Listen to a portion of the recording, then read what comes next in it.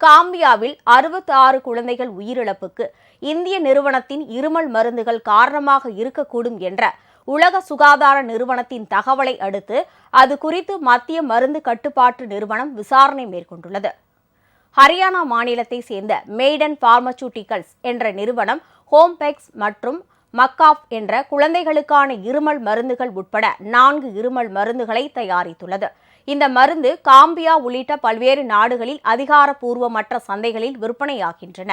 இந்நிலையில் காம்பியாவில் 66 குழந்தைகள் சிறுநீரக பாதிப்பு உள்ளிட்டவற்றால் பாதிக்கப்பட்ட நிலையில் இறுதியில் சிகிச்சை பலனின்றி உயிரிழந்தனர்.